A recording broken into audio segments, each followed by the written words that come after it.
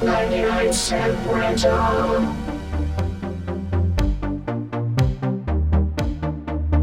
This is 99 Cent Rental. I'm your host, Brian White, and I'm joined, as always, by my co-host, Dave White.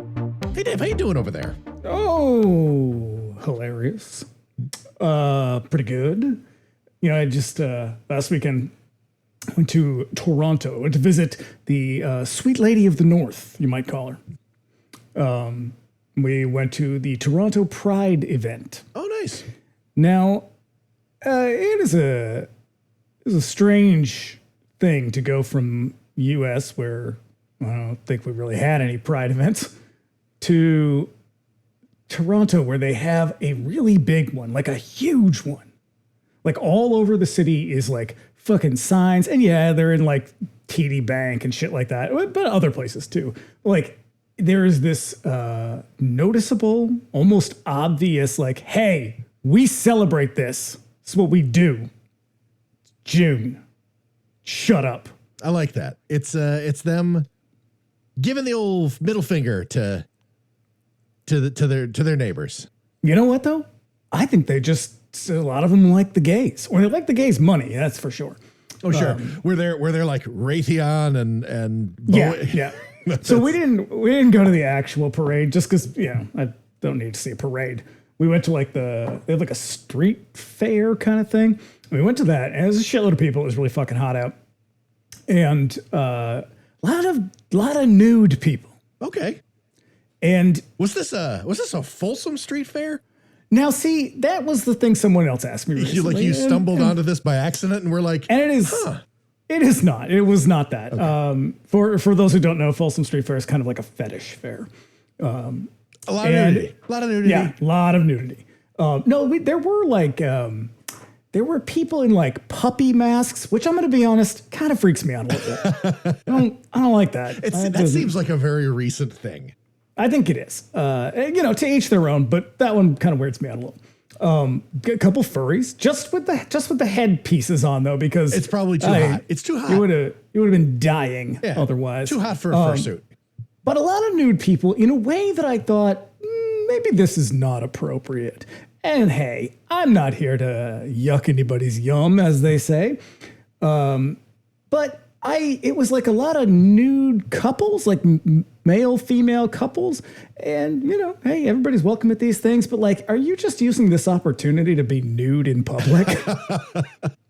Because there were a lot of families, and it's like, how do you explain that shit to kids? I know. That's the sort of shit that it gives MAGA people a lot of fuel.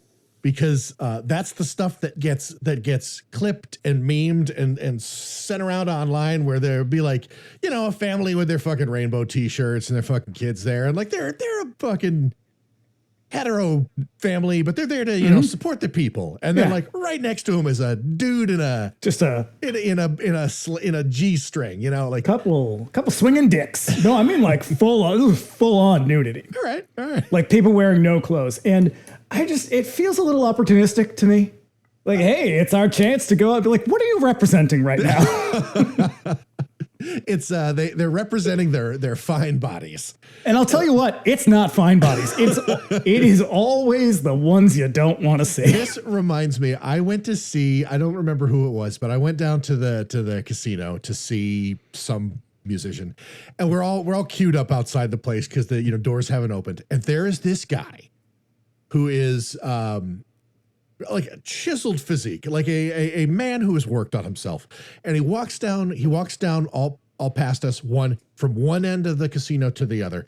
And he's wearing just, he's got like a mesh top and like some fucking breakaway pants. And then he gets to the end and he turns around and he whips off the shirt and he does another lap. And then he gets to the end and he whips off the breakaway pants and he does another lap. And this time he's just wearing a pair of little tiny shorts. And then he gets to the other end and he pulls off the little tiny shorts, and he's just wearing the tiniest thong. It takes another step. And that is when the cops were like, okay, buddy, what are you doing? I mean, a fair question. What are you doing? What exactly are you doing? It was pretty wild, but all things considered, I love Canada, love Toronto. It was a good time. Yeah. It's good to know that you could go to a Pride event, in a nation that's not the United States. And you could probably be there and be like, you know what? I'm probably not going to get hit by some guy's car here. Yeah, I don't think anyone here is going to shoot me. That's good. It seems unlikely anyway. That's good. Yeah, they are lovely people, very welcoming people. That's fine. Hey, speaking of nudity. Oh man. Oh boy. What a movie. Have you picked a winner? I am very excited about this movie. Man, in the lead up to this, I'd never even heard of it. You had no idea. You had mentioned it. I'd never even heard of this movie. And then I watched the trailer and I was like, I don't know if I'm going to like this. And then we put it on in the Discord on Friday night, and it was just me and one other dude, and we watched it in silence. And when it was over, we did a whole lot of unpacking together. I'd hoped you applauded. You just started applauding. It's on your feet, rousing. Oh shit. Yeah, it's hard to explain to someone who never had the experience what a trip to the video store was like back in the day. The shelves were choked with absolutely bizarre crap. Oh boy, I like this one. Made on tiny budgets and completely divorced from any recognizable reality, and it was the best. And we intend to talk about all of them. Just before we get into it, here's a little housekeeping. If you want to keep up with us between episodes, you can also find us on Instagram at Bring Me the Axe Pod. And Dave's over there at That Queerwolf. I urge you to follow us. We've been getting inundated with bot followers lately. Yeah. And I mean that fucking video. It's that, yeah, it was that Saturday Night Live clip that I put out there. And like now we have gained so much momentum that we are just getting bots apropos of nothing, like without their, because it tells you where they're following you from. Man, I wish I could block all of them, but like I can't tell like what's legit and what's not. Yeah. It's a bummer, but yeah, we picked up a shitload of new ones, and I feel like we're probably going to get dinged for that because they're all bogus bullshit followers. I said go in and get rid of all the ones that like don't have pictures. That's probably a good idea. I'm gonna have to do it manually, but fuck, man, it's been like 1,200 new followers. Yeah. And yeah, I don't know why are you following me? Russian AI bots don't think I'm very funny. No, they don't. They certainly don't listen to our podcast. I bet Russian people in general probably don't think I'm very funny. And if you don't know, we got another show called Bring Me the Axe. Our latest episode, wrapping up Pride 2025, is a look at Kurt Harrington's What's the Matter with Helen. It's a good episode. And next week, we'll be back with a look at David Cronenberg's Rabid. One of my favorites. It's going to be fun. I like that one quite a bit. You can also contact us directly at 99centrentalpod@gmail.com with any questions, comments, or suggestions. Do let us know if there's a cheesy movie that you love. Would like to hear us give it the business. And if you'd like to support us on Patreon, you can look us up over there at patreon.com/bringmetheaxepod. There's a couple of tiers you can join there. Subscribers at the $5 a month tier can look forward to our bi-weekly X-Files rewatch pod, Do You Think I'm Spooky? Our latest episode is a look at the very problematic and just not very good episode Shapes, the fucking werewolf one. And next week, we're coming back with Darkness Falls, the bottle episode. We've also got our monthly Bring Me the Axe Millennium Edition episode, which is a bonus episode in which we explore a modern horror movie. The latest episode is out now, which is our friends Johnny and Tyler from the That's Spooky podcast join us to talk about Tyler's favorite movie of all time, May. It's a lot of laughter. We have a good time in that one.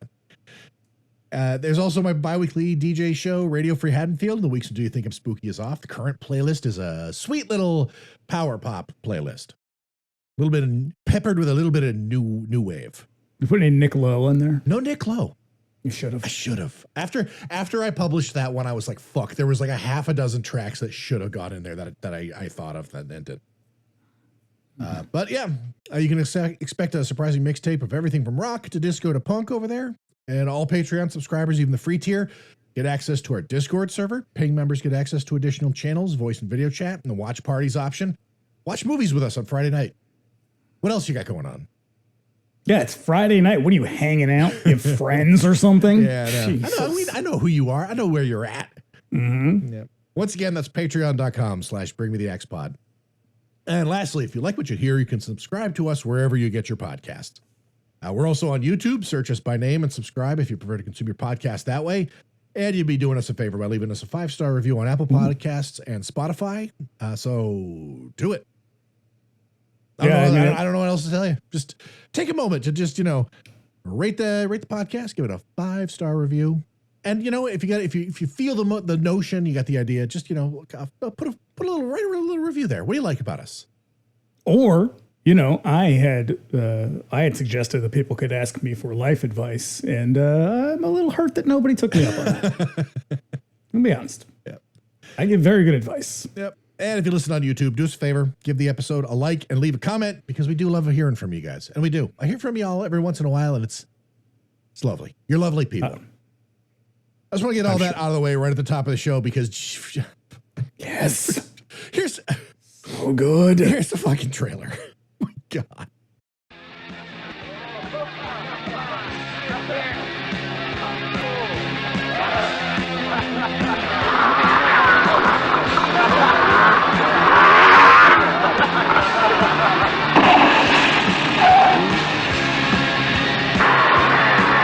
You want to go on necking with that bitch? Please come on out. You're going to like the show. Let me go!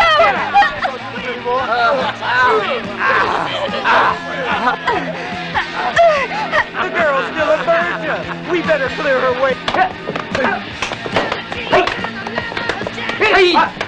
Hello? I'm gonna need your help, Linus. Comrades, tonight we've come here to farewell a friend whom we will not forget ever. Come on, friends!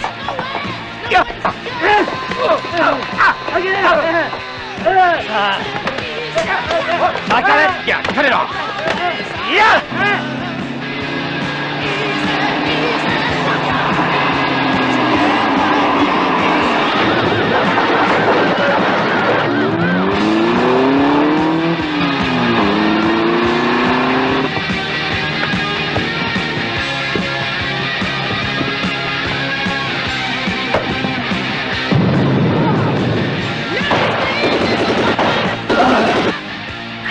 Tom, where's your son? I don't know. Where? Where? No, Billy, please Who are you? don't. What do you want? Shoot him! Come on, lay her here. What a nice party!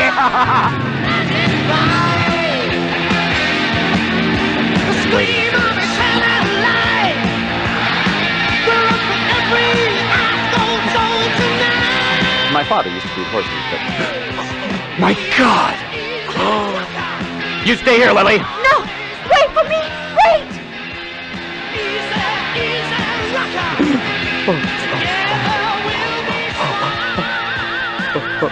Oh, no. Mother. I swear I'll kill them.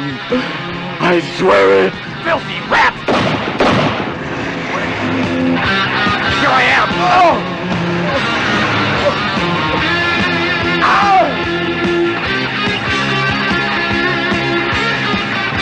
Put your hands up! You're gonna pay for what you've done! I could shoot you, but this grenade is better!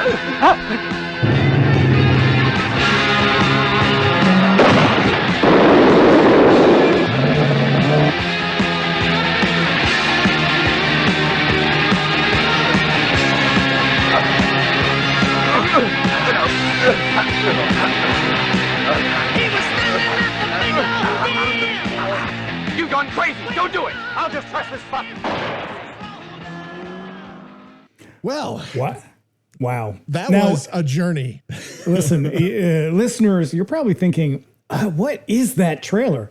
That is an accurate representation of the film. That is 3 minutes of the movie Mad Foxes, from front to back in order. And it's basically 3 minutes of the movie's best scenes. And Yeah, they take you right through. and I would guarantee that you would come out the other end and you've basically seen the movie.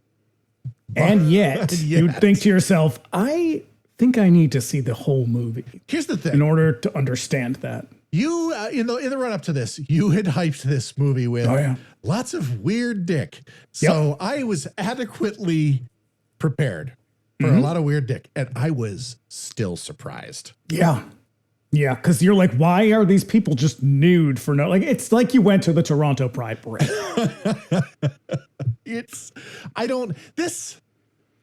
I don't know what the fuck this movie is. And the fact that I don't think the filmmakers know what this movie is just makes it so much better. No, they don't have good feelings about the film, to say the least. Oh my God. Let's just dive in. Let's just like take a real, like just a cannonball into the pool of this fucking movie. Yeah. The only way out is through. Yep. So here's the rundown. The year was 1981, year of our Lord. Classic year. Yep. So here were some other revenge movies that were released in 1981. Miss 45 came out that year. Really? 81? 1981. Mm-hmm. Firecracker also came out that year. I don't think I've seen it. Yeah. I looked it up and I was like, this one has definitely crossed my path, but I've never taken a moment to watch it. There's also a movie called Lovely But Deadly, which is another like rape revenge movie. Yep. Yep. We've also got Dark Knight of the Scarecrow, which is a revenge movie of a sort. Yes. Mm-hmm. And it's like a moral rape in that movie. And rounding out 1981 revenge movies, The Munsters Revenge came out in 1981. Oh. Now, against whom do they get revenge? Straight Society, man. All right. I like it. Yeah. Actually, I don't know. I've never seen it.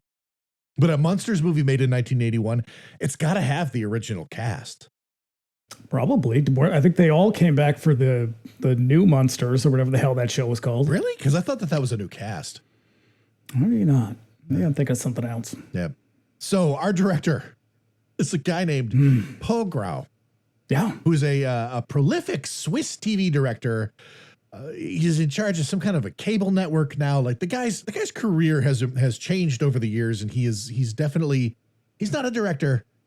And I think he did 2 features, both for the same producer, and came out the other side and said, I don't think directing's my bag, man. Well, I don't know if he said it so much as someone said it to him.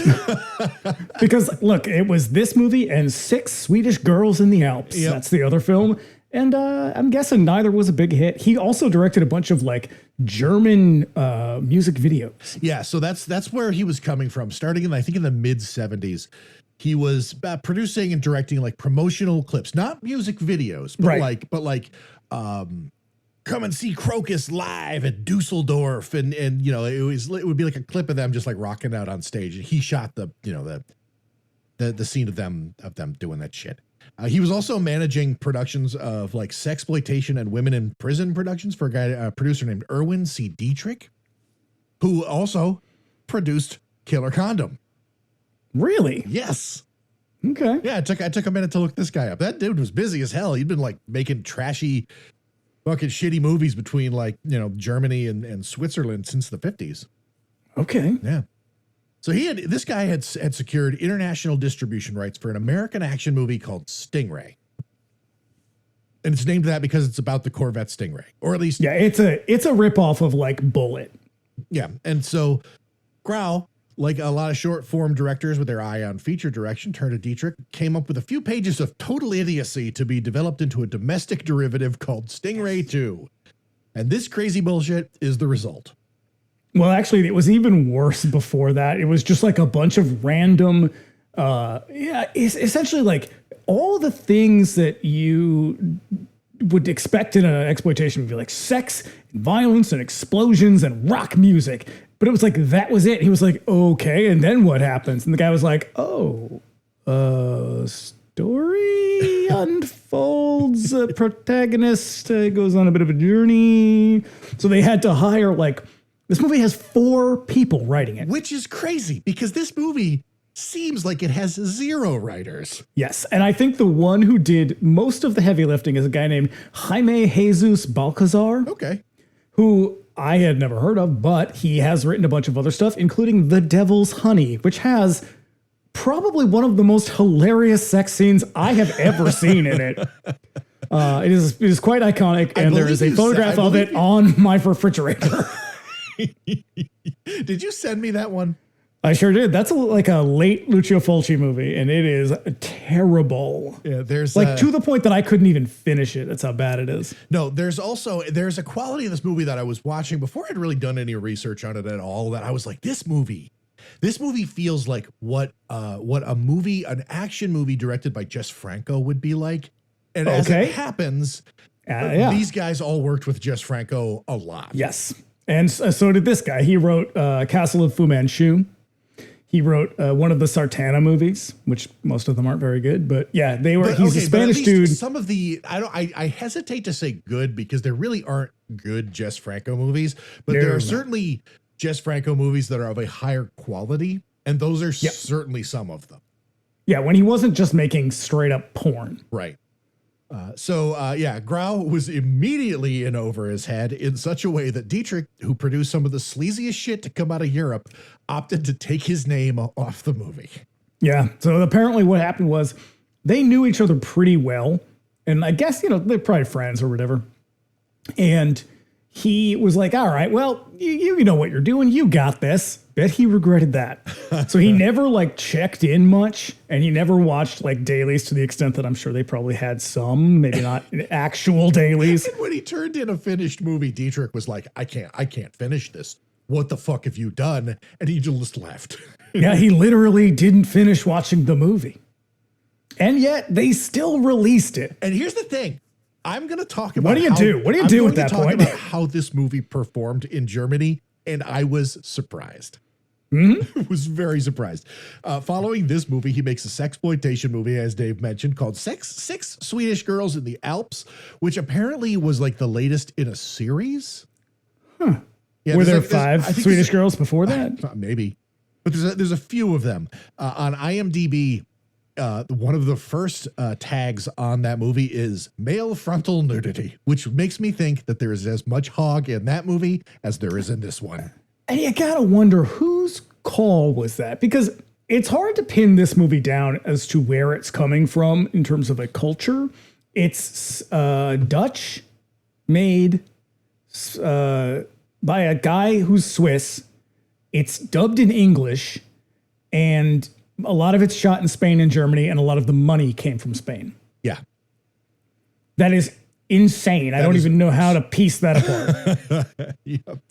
But I don't know. Is it just let's just assume Jaime Balcazar wrote the thing. Let's just assume it's Spanish. Is there a lot of male frontal nudity in Spanish films? Not in my experience. I couldn't possibly tell you. I think that there is more male nudity in this movie than there's female nudity. And there is a lot of female nudity in this movie. And there's just male nudity for no reason. For no reason. They'll cut away and here's some guy and some lady running on a beach, and this dude, and it's tight close up of this guy's dick just bouncing all over the place. Just fucking nuts akimbo, just out there running down the beach. Oh yeah. Our cast is I did my best on this. The cast is mostly people who worked on this movie, a bunch of movies with German and French titles, and nothing really else. And most of the actresses were called from porn movies. Okay. But our lead is a guy named Jose Gras, who's credited here as Robert O'Neill. And he is giving Mark Gregory a run for his money in the wooden department. It makes perfect sense. That he also has a big hammy face. Oh my God, his face is like a Christmas ham. Yeah, my note. I actually have a note that says his face is like a Christmas ham. It's very distracting, in size and in texture and in hue. There's a lot of tight close-ups on him, especially. Yeah. Oh God, I'm gonna save my commentary for his facial expressions, because we see a lot of reaction from this guy, and they always pull in real tight, and it's I don't. Just give me a fucking break. Pull back a little bit. I don't need to see this guy this close. He's also just not doing anything. Why'd you get that close? I know. It makes perfect sense that he ultimately ends up working with Bruno Mattei. If you've ever seen Hell of the Living Dead, so help you. He plays the moron SWAT captain in that one, and dare I say, demonstrates a bit more range. He also ends up in Fulci's sword and sorcery epic Conquest. In this movie, you're going to mostly watch him squeeze a lot of ladies' boobs and practically devour their faces while kissing. Oh, man, it is upsetting. Kissing Jose Gras means your entire face is going to be inside of his mouth. Yeah. Yeah. He's relentless. Here's another guy. So Eric Falk, who he plays, I think he's like the main bad guy, Stiletto. Estiletto. Yeah, his real name is Ulrich Falk. You saw him in Six Swedish Girls in a Boarding School. I sure did not. You loved him in Swedish Nympho Slaves. And I'll tell you, what I did like him in was Secrets of a French Maid, or perhaps Sexy Sisters. You probably saw his dick bouncing around in Ilsa the Wicked Warning. His willingness to get naked did him a lot of good when Erwin Dietrich was producing for Jess Franco, since all of those titles and more feature Falk, and they were all directed by Jess Franco. I watched a interview with him. He sounds like a fucking creep. So this guy, there is also, and when you look him up, I was like, who the fuck is this guy? Because the Wikipedia page for Mad Foxes links directly to a page for a guy named Ulrich Falk, but it makes no mention of this movie whatsoever. It is entirely about a guy named Ulrich Falk, who was a judo athlete who competed in the men's open judo fucking finals for the 1972 Olympics. I think they're the same guy. Probably the same guy. So where he came from, he was a bartender. And he worked at like this place in Germany that was really, it became really popular with like Hell's Angels, motorcycle gang. And someone bought it and they were like, fuck no, these people cannot be hanging out here. You got to get them out of here. He's like, do you understand who they are? Like, I can't just throw them out. And he was like, that's your job. That is what you're here to do. So you either throw them out or I'll fire you and get someone else.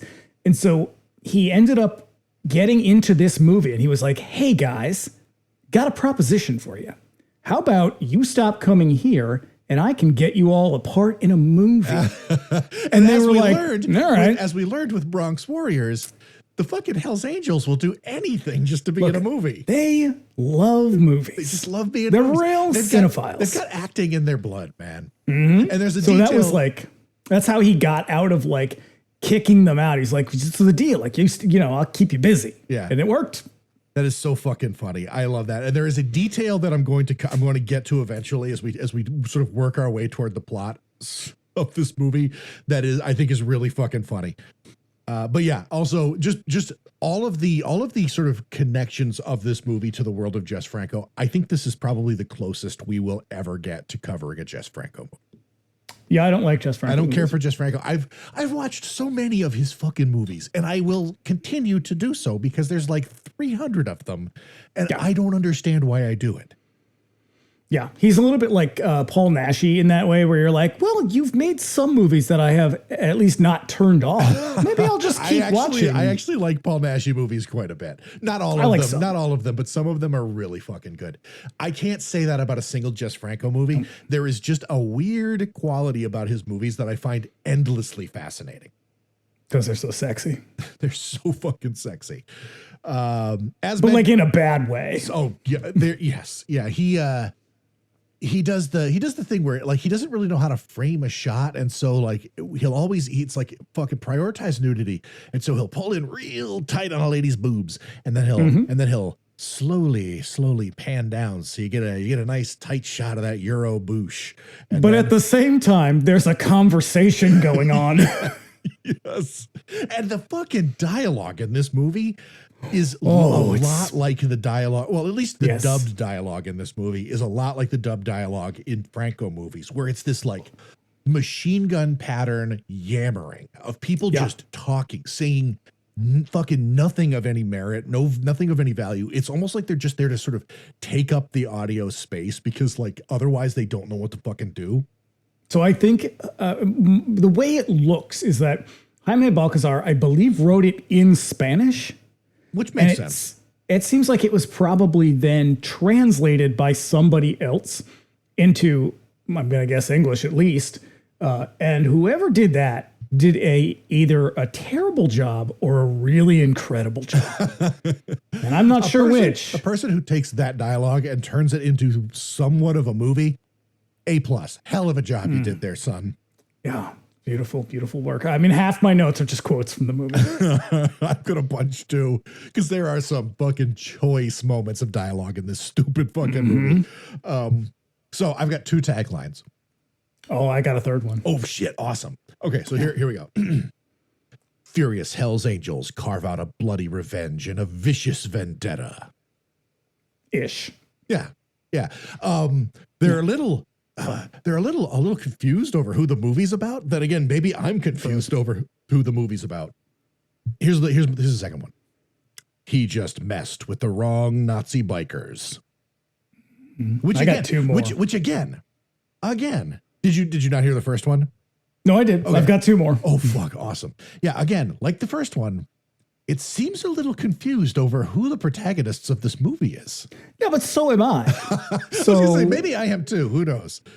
So okay, hit me with them. Hit me with those other 2. So there's the Danish tagline. Okay. He loved girls and disco music, but one day the rockers raped his lady. What? So they're not wrong. That is exactly how the movie starts. I would have gone with that one personally. And then the last one is the Spanish one. It is the cruel reality of motorcycle gangs. Like, I don't think this is anybody's reality. It's like they're trying to hit you like you love Mondo Cane. You loved Audio Africa. Now here's Mad Foxes about the cruel realities of Spanish biker gangs. And I want to be clear. I did not love Mondo Cane or Audio Africa, but I do love their soundtracks. As we mentioned above, Paul Grau brought an idea to Erwin Dietrich that ultimately becomes Mad Foxes. But I found an interview that I translated into English, and I kind of pieced it together because the translation was pretty wobbly. But the original plan for this movie was to be, this is because the story is, Grau brings an idea to Dietrich, who's like, fuck all that. You're doing this, Stingray 2. And so, but his original idea was a slapstick comedy called The Diamond Villager. And his intention was for the movie to be a vehicle for the German pop group Trio. Nice. Do you remember Trio?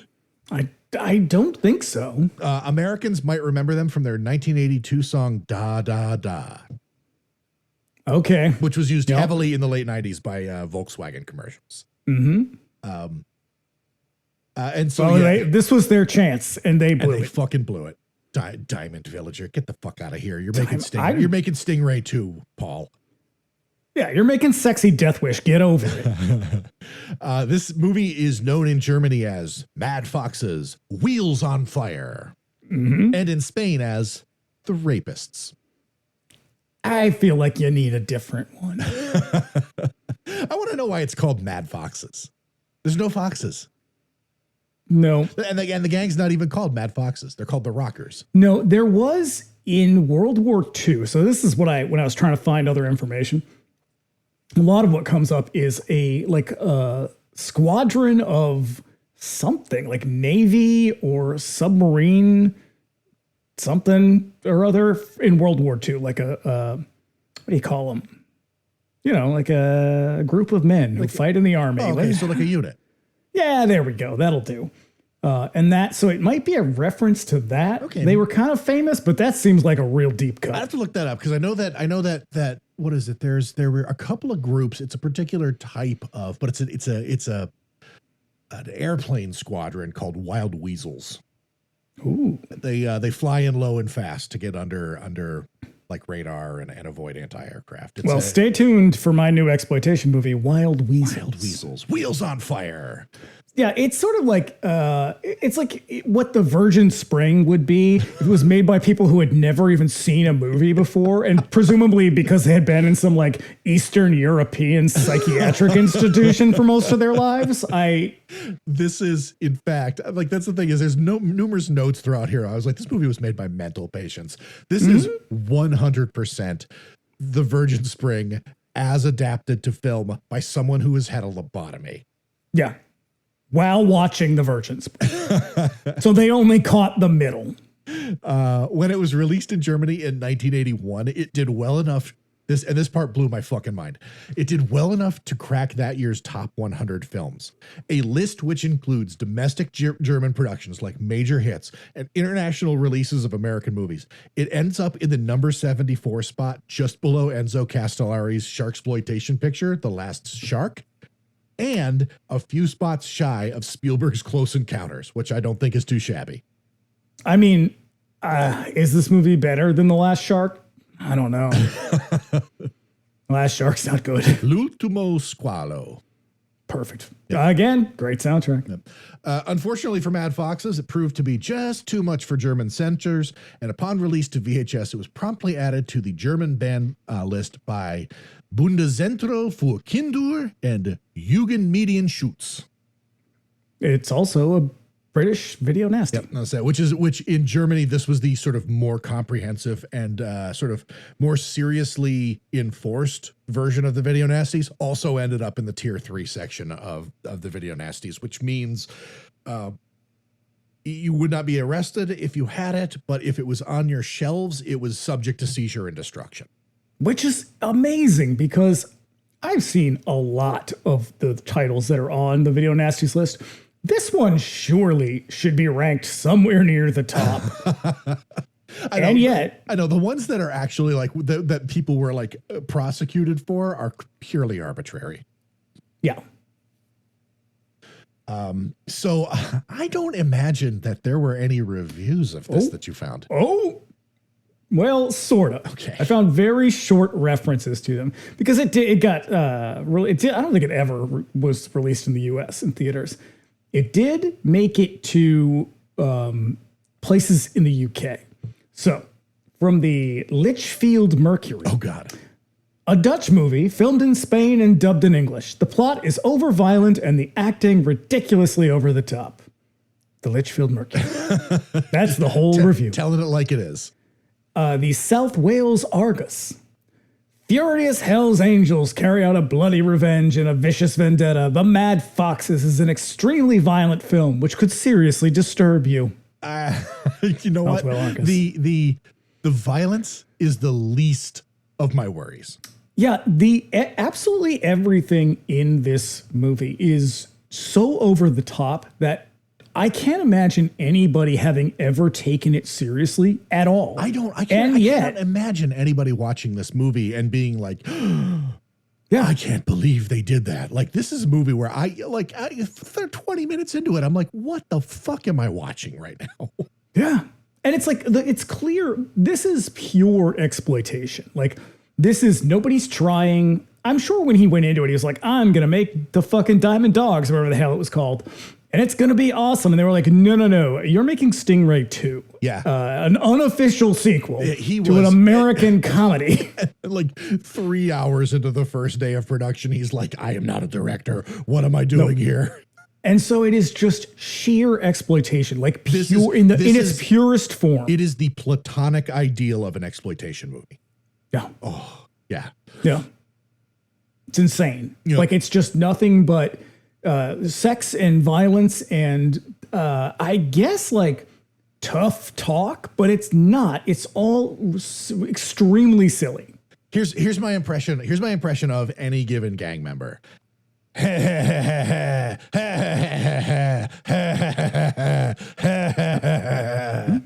you pretty much nailed it. Yep. That's it. They don't say much, but when they do, ooh, mwah, the dialogue is beautiful. Well, that's because they're all Hell's Angels. They're not actors. They want to be, but they're not. There's a couple of them who are, but most of them are not. Nope. No. So the detail, speaking of the Hell's Angels, the detail that I thought was really fucking funny is when we finally catch up to this badass biker gang, they are all riding these shitty dirt bikes, little tiny light dirt bikes. And the reason for that has nothing to do with budget, because the Hells Angels were like, hey, don't worry about it. We'll bring some bikes and they'll be awesome. And then they got on and they rode them because they were fucking ride gnarly, motorcycles all the time. However, the guys who did not ride motorcycles, and one of them is very obvious because he rides on a sidecar the whole time. And let's use the term sidecar very loosely. No, the reason that they ride these little shitty dirt bikes is because the actors playing the bikers tried to ride them and were thrown from them. Wow. Yeah, those bikes were just too powerful. It's amazing. And so also, the bikers, they are supposed to be Nazis. Now, because this movie was being shot in multiple different countries, there are some scenes where they are visibly Nazis. Yeah. There are other scenes where they are not. Oh, and they will walk. You will see them entering a building and they've all got the little armband on and it's just a red armband with a white dot.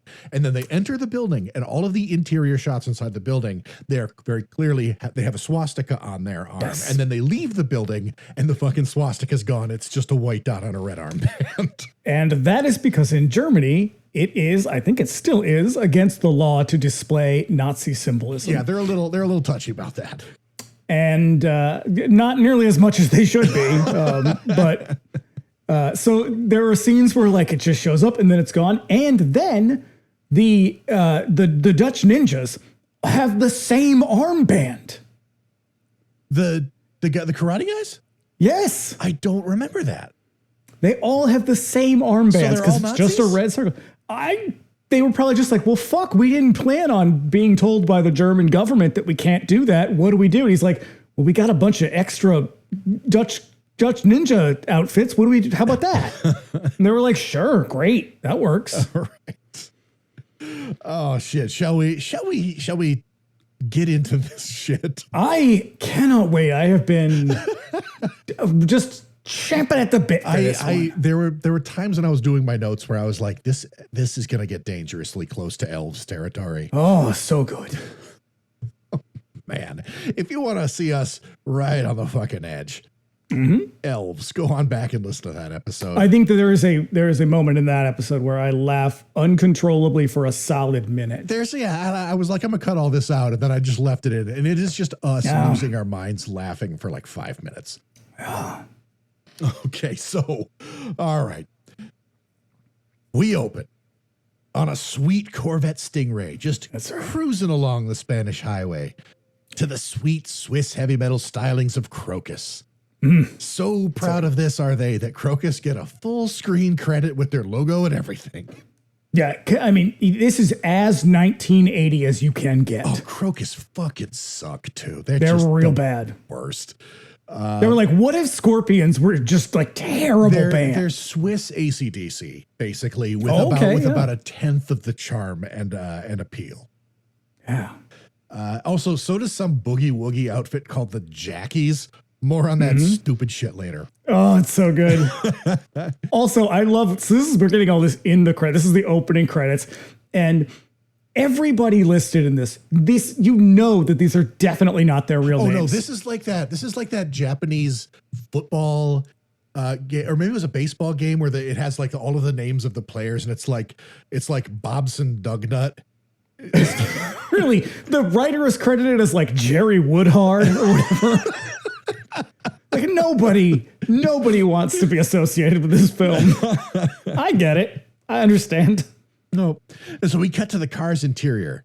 Our grown-ass, middle-aged hero, for lack of a better term, Hal, is in his sweet car with his 18-year-old girlfriend, just eating her face at a red light. And we know this because she says, are we going to celebrate my 18th birthday? And I'm immediately grossed out. Meaning that, Hal, it's going to get so much worse before it gets better.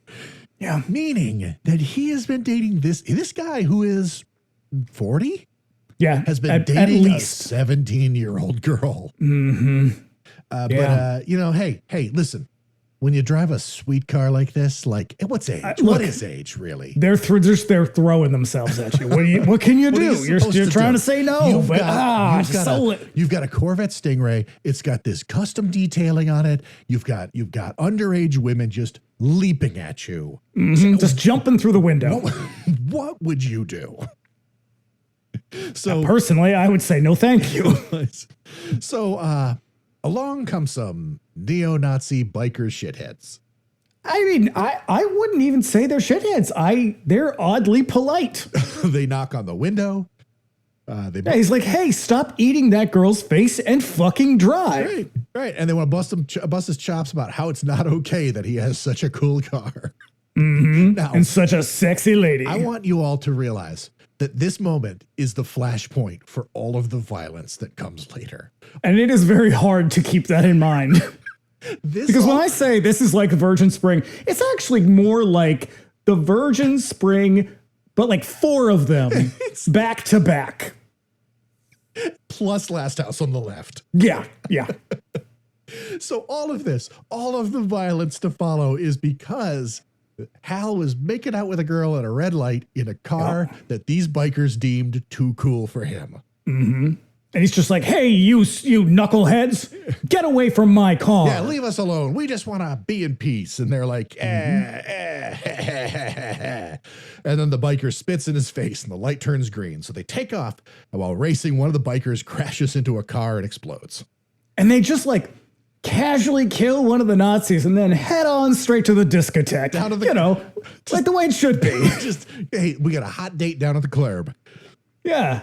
You don't got time to stop and mourn a Nazi who died in a street race. I don't. And the thing that immediately jumped out to me about this club scene is it reminds me of because every fucking Giallo made from about 1970 to 1979 has a required disco club scene where it's just all of these people dancing wanly to some pop song that is definitely not playing in the club on the film set. And I guarantee you, every single one of those is better than this scene. Hal and his underage girlfriend enter and order some champagne. He is immediately harassing the bartender, who's clearly busy with another customer. He's like, Rosie, hey, Rosie, we're real thirsty. Rosie. And I'm like, just shut the fuck up, man. Again, it's that thing. Like, he can't just be like, oh, hey, Rosie, we'll have a drink when you have a minute. Somebody has to be fucking yammering. Not just talking, but talking a lot and very fast. And in a way that's like, it reminded me of, remember like the Final Fantasy games on the Super Nintendo? Yeah. Where it would be like, when you're walking around the village.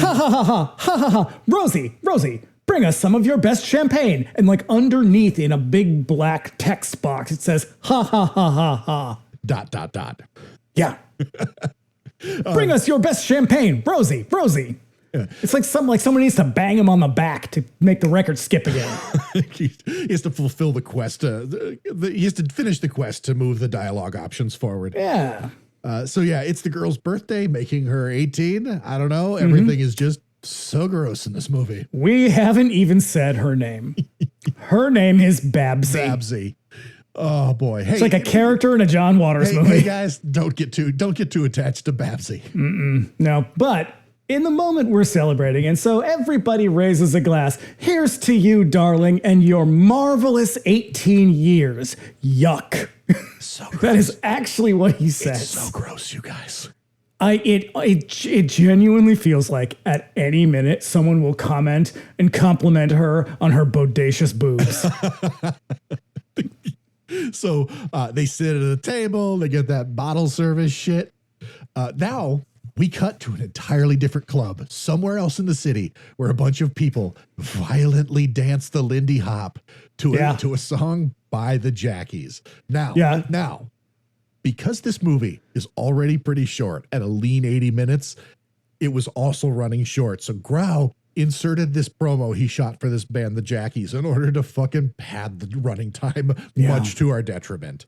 Yeah, in my note just says, because at the end of the day, it's still 1980 and Europeans are really into like jumping and jiving to America's past. And these guys are going so hard. I'm like, you are going to yank that lady's arm out of socket. What are you doing? What the fuck are you doing? Yeah, like if you're picturing the swing revival in the Gap ads from the late 90s, this is not that. They're going aggressive so hard in this fucking scene. And then it just ends. So now we cut back to the club where Hal says some really gross shit to his child bride, just getting her drunk to loosen up so he can teach her and all that. He literally says that. And I say, these days we call that grooming. All that nasty shit that a grown ass man really shouldn't be saying. Nope. And then for some reason he has keys to the bar. Yeah, he goes over, he helps himself. Well, I guess Rosie wasn't necessary then, was she, Hal? And then they violently make out in uncomfortably close up. But he's not just helping himself. Like, he literally has keys to, like, the liquor stock. Yeah. Like, he takes out the keys and unlocks the door, takes 2 bottles. I don't know why you need 2 bottles. You're drinking with an 18-year-old. He's got to pour some fucking Hennessy and some Courvoisier. Oh, he's going to give her a wild turkey. And it's nothing about any of this makes any sense. And now that she's drunk, he can eat her face. This is why I said as he kisses her, and I mean, we are like really fucking close to their faces, like really fucking close. His mouth is practically over from the bottom of her chin to the fucking bridge of her nose. Yeah, no, yeah, definitely. It's you can see the honey glaze on his face. There's a lot of mouth sounds and a lot of moaning. And so I'm going to get to that in a little bit, but just put a pin in the mouth sounds and moaning. Because please keep in mind, this whole movie is dubbed. Yes. Yeah. So yep. Come back to that. And so, yeah, also the people around them are, again, they do like a cut to everybody dancing. And I don't think that there's any music actually playing in this scene. Because like one guy is shaking his body like he's having a fucking seizure. There's another person who's just he's my favorite. Who's just kind of casually jiving. There's another person and all of them are dancing on a different rhythm. None of this is coordinated. But there is a song playing. It's all the music in this is by somebody called E flat. Yeah, it's sort of like when Jimmy dances in Friday the 13th. It's like that where you're like, my eye was immediately drawn to that guy. Yeah, he's great. Yeah. He's just flailing around like he might be in trouble. Now, way too drunk. Hal and his girl leave and head back to his stupid, sexy car, and they get ambushed by those stupid Nazi bikers by the goofiest Nazis I've ever seen. Literally leap from the shadows. They do. And the head Nazi, in a voice that is very much like Paul Lynn, says to Babsy. I call him Timu Himmler. Yeah. Oh, yeah. Well, he is just like, come on out. You're going to like the show. And I saw something online where someone referred to them as the Eric Von Zipper gang. Do you know who that is? Yes. The Harvey Lembeck gang from the beach party movies from the 50s and 60s. And it is spot on. Oh, because they literally like it's basically like the car's over here and Hal and the girl are over on the left and they're approaching the car and the gang literally jumps into the scene and they're like, ha, ha, ha, ha, ha, ha. Like you expect any minute to be like, da da da da da. So they beat the crap out of Hal and they drag the girl out of the car to assault her in a way that villainous goons are expecting to. Now, here's why I want to talk about the voiceover. Okay. Because voiceover is interesting. I have been, for some reason, a lot of the movies I've watched lately just have that as a default. That's so weird. And it's probably because like whatever the best original elements were the dubbed version of it. And so I've seen a lot of them, and it occurred to me, it's really weird to watch voiceover fighting in voiceover sex scenes. And it's probably because those are really only sounds that you make unconsciously in the moment. Yeah. And so when people are consciously trying to do it, it sounds so weird and stilted and awkward. And that is what's happening in this scene. I'm just like, who's doing what? I know. Oh, and so, Do I have to say what happens next? I wouldn't. It's a sexual assault scene. It is gross and extremely tasteless. And then they're like, hey, we got to get out of here. We got a funeral to get ready for tomorrow. It is a sexual assault scene that ends with a hilariously weird line. Okay, so horrible cringe rape scene ensues. We cut to the hospital. Hal stumbles out, covered in blood, and he catches a taxi home because apparently he left the car behind. And he's just sort of like, well, wild night that. So we cut to some dudes doing a little karate. Yeah. Just it's one of the guys wearing a sweet American flag gi because And this is America after all. So those two that are actually fighting are actual like martial artists. And I'll tell you what, that's pretty good kickboxing that they're doing. Yeah, they seem like they actually know what they're doing. The rest of them, less so. No, but these two definitely I have seem... a feeling that these extras in this scene are just people who worked on the movie. But it is the strangest soundtrack. This soundtrack jumps all over the place. This one in particular is quite weird. It is like this weird, like wildly out of place jazz music. I'm gonna like clip some of it because I need to clip some of the audio for this just to get across how fucking strange and otherworldly like some of the dubbing is, and definitely the music, because also I noticed that the music in here is really fucking strange.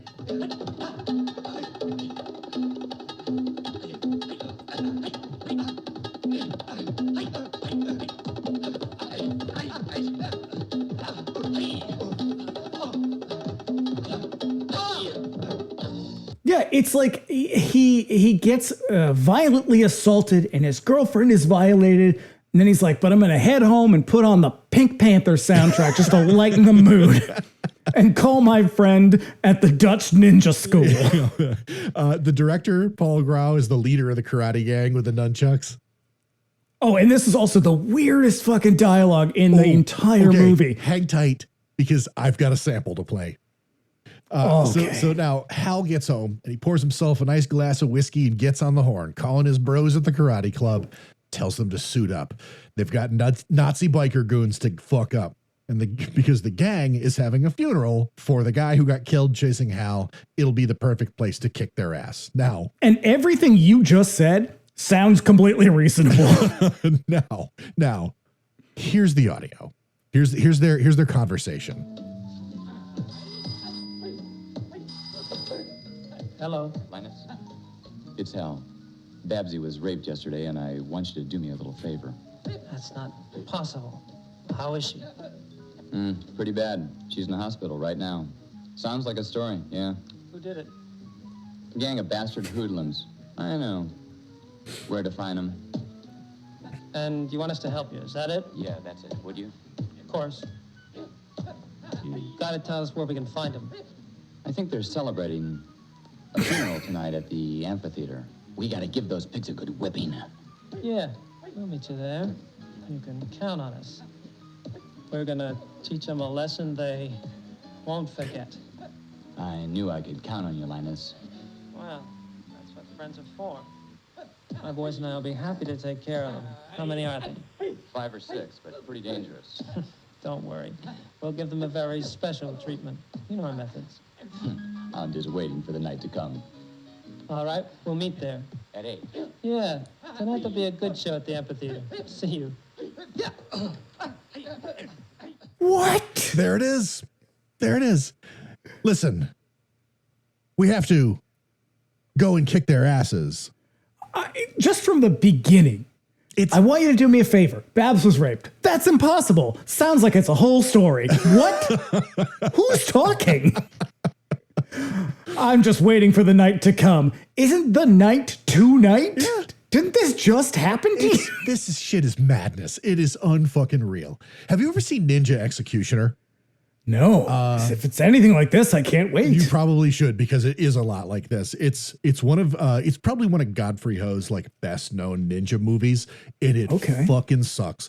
And all of the dialogue is just like that. Like they'll have these like weird phone conversations. Also, the main ninja good guy has one of those Garfield phones. Nice. That you hang up and the eyes close. Yeah. It would have been better if it was one with like the big lips. Like that. Or a Sports Illustrated football phone. Mm-hmm. Yeah, that scene is fucking bonkers. I could not fucking believe that. Like I was like, oh, I'm clipping that for the podcast. Because there's the dubbing in this movie is almost like, that is what it's like throughout the entire movie. Yep. And it is indescribable. Like me just describing it to you does not really get it across. No, because you also need to see the looks on their faces, because they are doing a lot of face work. And it is They are acting the shit out of this phone call, but it's like you can tell that they're doing a phone call, but they're not actually talking to anybody, and they've never practiced doing that. This is the Bob Newhart thing, and they did it in one take. Yeah. Oh, fuck.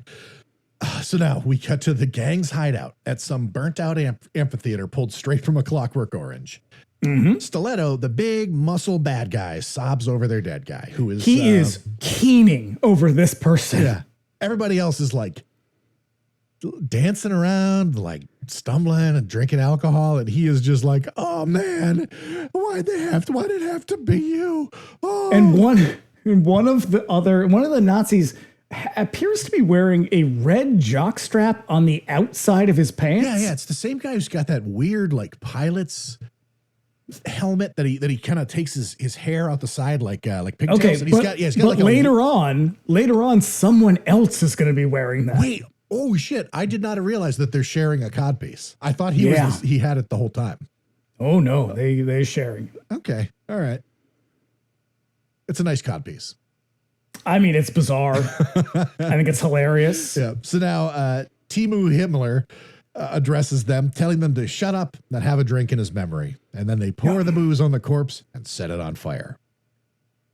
Like you do. Yep.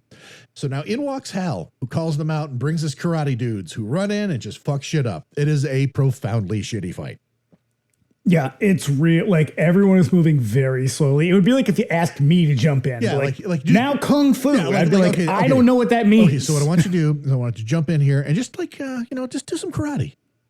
Like hey, remember, imagine you're going to see Earth Crisis and it's 1994.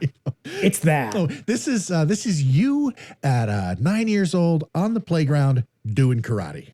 Yeah, but like windmilling your arms around, kind of whirling in place. They beat the crap out of Timu Himmler, and they pull his dick out of his pants. Using his own knife, they cut his dong off and stuff it in his mouth while Hal hangs back, just coolly smoking a cigarette. Yeah. So now with that nasty business taken care of, Hal returns home to find an entirely different woman in his bed. A new lady. Who is this lady? We never find, who is she? I don't fucking know. Doesn't matter. Doesn't matter. You know why? It's the car. It's that car. That fucking car.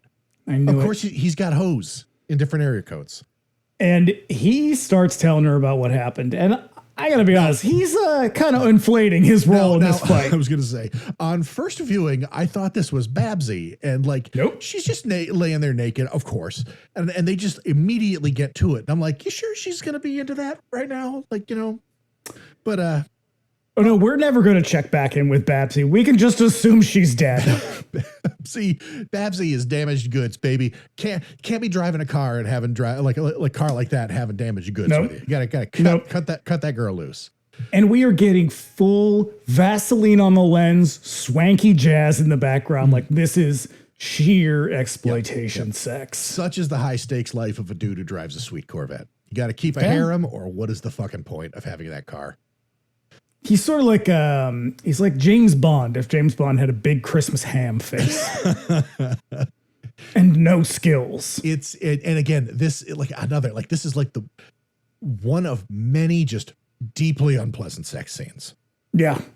So now over at the club, the karate club, that is, the karate dudes all work out in uncomfortable proximity to one another. I gotta ask, why are some of the Dutch ninjas working out in nothing but a leopard print thong? Listen, they got just looser mores about sexuality over there. Like, listen, you want to do military presses in a leopard print thong? That's fine. You want to spar in a gi? That's cool too. Like, it's clothing optional at the karate club. I guess that's why up top I said I don't really know where this movie comes from culturally, because it's hard not to wonder, did a gay man direct this film? Did like a predatory gay man direct this film? So we're gonna get some boobs, we're gonna get some bush. We are going to get tight close-ups on a dude's penis. Just dicks flopping everywhere. On the toilet even. And it is a long, uncomfortably lingering shot. It is extremely strange. And hey, I am someone who prefers to look at that. I don't wonder, like if you're into this, like, is this something you'd want to look at? No. No. Oh man. I mean, I can't speak for everyone, obviously, but I would imagine that like kink.com's got a whole thing for this. Like, listen, you like flaccid uncut penises on a dirty toilet? Have we got a movie for you? Look, I mean, I guess like there's something in it for everybody and it's equitable in that way. And I got to appreciate that. Oh yeah. They're just casting a wide net. Yes. So now the bikers, they show up for some revenge and they throw a hand grenade into the room before leaping in and hosing them all down with machine guns. And look, no wonder they all got so injured by the hand grenade. There's only so much protection that a leopard print thong can offer you. 0 armor class. And so this is when I realized that the Nazis and the Dutch ninjas have the same armbands. Because it's like on their wall. And it's the flag they cover the body with before they set it on fire. Okay, yeah, that I remember. Like that they're probably using the same fucking flag. I did not realize that the karate club was also a Nazi karate club. Yeah. I mean, hey, I seriously think that probably what happened was they were like, shit, we have to come up with something else. He's like, no, you don't. We got these other ones sitting right there. Just use those. And they were like, but don't you think that'll be confusing? And he's like, what are you talking about? They're all going to be too distracted by the flopping dicks. Oh, fuck. So now, Hal's bro at the karate club immediately gives up his name and address.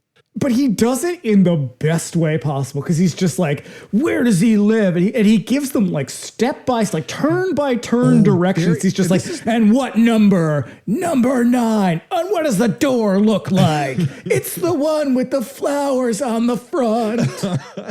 And this is like, not it's so detailed. Not the last time a character in this movie is going to tell you precisely how to get to a place. Like it is turn by turn direction. Because later on, there's the guy at the gas station who's like, okay, so you're going to go up there and you're going to go through 3 lights and you're going to turn left. All right. And you're going to look. Oh, right. That's what he's like. Is this where the Nazi gang? And he's like, we fucking hate them. Here's how you get there. Here, I know. We've all been there before. Yeah. So, he gives them up. No resistance. Just tells them how to get there, specifically how to get there. So they all head over to Hal's apartment building on their shitty motorcycles. We sure do. So the bikers, they run into the garage attendant who tells them to fuck off. So they beat him up and they shoot him a bunch of times. And the garage attendant is just sitting at a big oak desk in the middle of the garage. Like he's not in like a little guard shack or anything like that. He's just sitting at a big giant banker's desk. He's got to keep tab of all of the cars. He's got a little ledger of when they come in and when they go out. And then when he shoots him, the guy shoots him, Estiletto. He yells, fine. You're a fine shot. Congratulations. But they love to laugh. They do. They also keep calling each other skunks, which is like, is this a Dutch thing? What's happening? No idea. I have no fucking idea. Sound off in the comments, Spanish and Dutch people. Just tell me what's going on. While this is happening, a little kid witnesses the murder and he runs up to tell Hal so he can get ready for them. The bad guys head up to Hal's place, but he sneaks around the side, hops into his car, and takes off. Now, Hal is able to get quite a ways ahead of them because Estiletto cannot start his motorcycle. Oh my God! And the thing is you're going to see it, and they're going to try to hide this fact that that bike was not meant to carry 2 people because it stalls a lot whenever he hops onto that little like makeshift sidecar, and like everybody else just fucking takes off after him, and he and the other driver are just like, come on. Yeah, they're going to try to pass it off like, because this is definitely, it's like no second takes in this movie. And you can tell that they're like, can't get it started. They don't really know how to get it started. And then he's like, shit, I'll get on the sidecar. But the sidecar I don't know if it's meant for a child or a dog or something, but this giant fucking man gets into, it is generous to call this thing a sidecar to begin with, but he like sits on the little seat, but he's kind of just crouched because he can't actually sit on it, and he's weighing it down. He's like falling behind. Yeah, like he's just too heavy. He weighs the whole bike down. It just doesn't have the fucking torque to move him. And because it's also the wheels are probably not on the ground. Yeah. Because he's weighing one side of it down. It's like, it just feels, it feels like it's improvised because everything was going wrong. Right. Because and so it's like this like slapstick comedy. What happens next is they give up on the bike entirely and they just steal a cab. And it's this little, tiny little Yugo cab. And there is not a fucking world where these terrible little bikes and this shitty fucking Yugo taxi cab could ever catch up to that fucking car. No, and he's got a good 15 minutes on them at this point because they're doing their Three Stooges bit back at the fucking garage. Right. And ultimately, like, there's a little bit of a chase, but he easily outruns them. Like the fucking taxi tips over and then he's, Hal speeds away.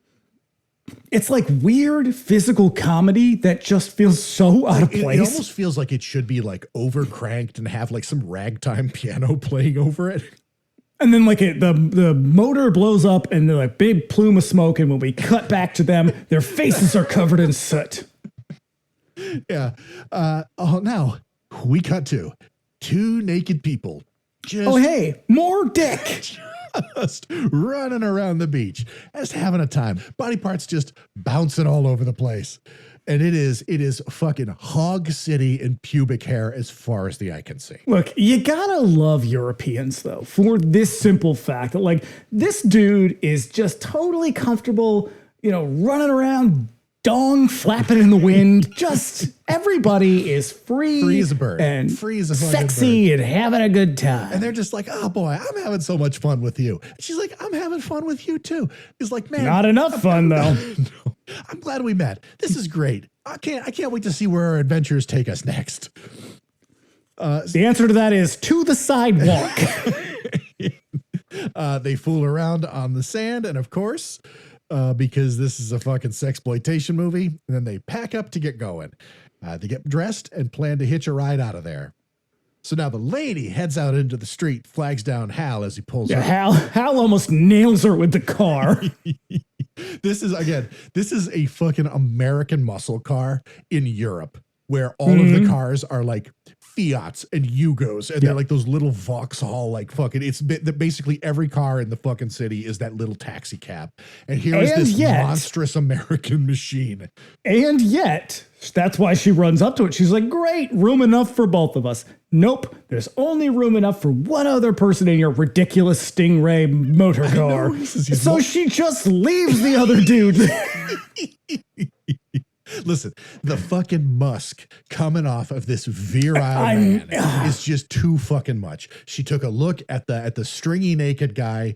Hey, maybe his penis was quite nice, but like, look at this fucking car. How can she possibly resist? Driven by this fucking gross bloated lump. Who is wearing all his clothes, I should add. When she says that her friend also needs a ride, he tells her no, so she hops in anyway, and they leave him behind. And it's all very funny. And he's just like, I just met you 2 days ago. I thought we were in love. So now Hal says that he's heading out to the country to see his parents, and he invites his new friend to join him. His parents, they lead a very peaceful life. This relationship is moving very fast because he's like, hey, why don't you just stay with us for a couple days? I just met you 5 minutes ago. And the way he describes his mother is that she's lovely, she fell from a horse, and now she's a paralytic. The fucking details that we learn about his mother in like the next 15 minutes are hilarious. I feel like I want someone to describe me that way when I'm dying. Yeah.